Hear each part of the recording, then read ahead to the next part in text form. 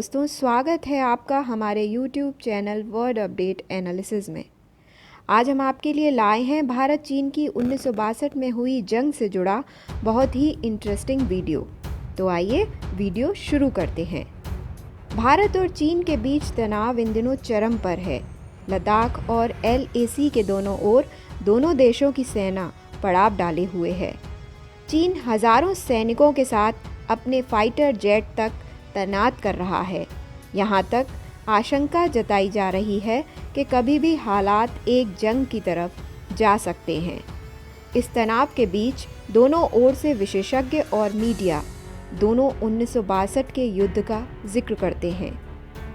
चीन की ओर से कहा जाता है कि भारत को 1962 याद रखना चाहिए, जबकि भारत की ओर से चेतावनी दी जाती है कि अब 1962 वाले भारत और 2020 वाले भारत में बहुत अंतर है।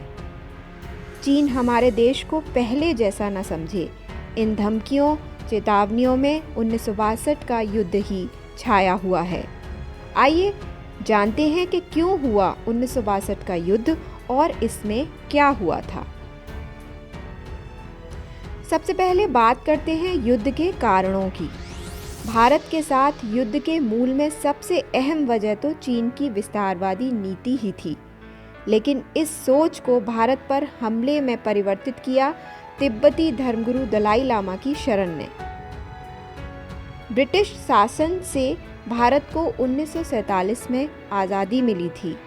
भारत शुरुआत से ही चीन के साथ शांतिपूर्ण संबंध चाहता था। इस बीच चीन ने तिब्बत पर कब्जा करने की घोषणा कर दी। तब भारत ने इस पर विरोध जताया था। बाद में स्थितियां थोड़ी बदली और वर्ष 1954 में भारत और चीन के बीच पंचशील समझौता हुआ। इस समझौते में 5 सिद्धांत शामिल किए गए थे। इसी कारण इसे पंचशील नाम दिया गया। इसी समझौते के तहत भारत ने एक तरह से तिब्बत में चीन के शासन को स्वीकृति दे दी थी। यह वो दौर था जब भारत में हिंदी चीनी भाई भाई का नारा मशहूर हुआ था, लेकिन ये भाईचारा ज़्यादा वक्त नहीं चल सका।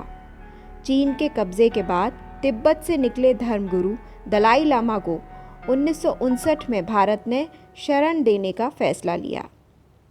भारत के इस कदम के बाद चीन ने भारत पर ही तिब्बत में विद्रोह भड़काने के आरोप लगाने शुरू कर दिए। इसके बाद चीन ने भारत को लेकर अपनी सोच में बदलाव किया। 1959 के बाद सीमा पर भारत और चीन के सैनिकों के बीच छिटपुट संघर्ष की घटनाएं हुई थीं। चीनी सैनिक भारतीय चौकियों को घेर लेते थे, उनको पीछे हटने के लिए धमकाते थे, परंतु इन सब घटनाओं के बाद भी भारत यह अंदाज़ा नहीं लगा सका कि स्थितियां युद्ध तक भी पहुंच सकती हैं और सीमा पर इससे निपटने के लिए कोई व्यापक तैयारी नहीं की गई।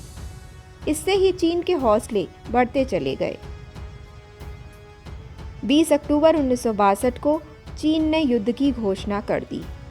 उस समय अरुणाचल प्रदेश का नाम नॉर्थ ईस्ट फ्रंटियर एजेंसी हुआ करता था। भारत ने जंग की कोई तैयारी नहीं कर रखी थी और सीमा पर बहुत ही कम सैन्य बल तैनात था। ऐसे में चीनी सेना को रोकना लगभग नामुमकिन था। लगातार हो रहे नुकसान के चलते भारतीय सैनिकों को पीछे हटकर मोर्चा लेना पड़ा। 4 दिन में चीनी सेना भारत की सीमा में 15 किलोमीटर तक अंदर आ गई थी।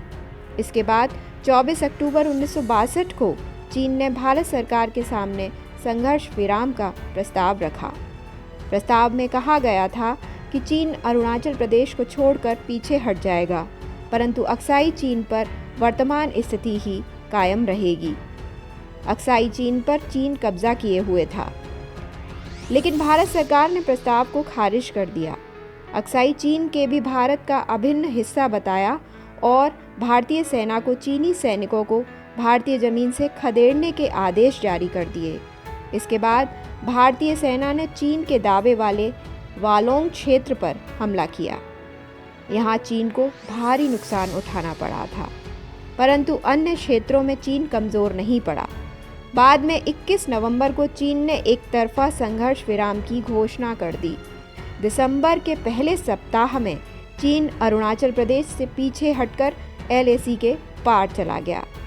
परंतु अक्साई चीन पर वह वहां तक कब्जा जमाए रहा जिसे वह खुद लाइन ऑफ एक्चुअल कंट्रोल बताता है।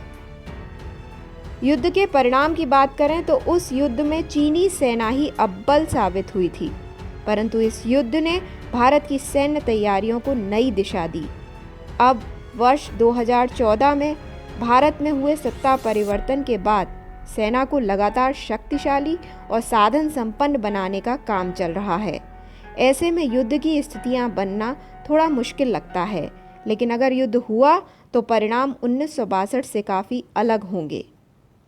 दोस्तों, अगर आपको मेरा ये वीडियो पसंद आया हो तो प्लीज़ मेरे चैनल को सब्सक्राइब करें और नीचे बने बेल आइकॉन पर क्लिक कर दें। आप इस तरह के और वीडियो देखना चाहते हैं तो कमेंट में शेयर करें। धन्यवाद।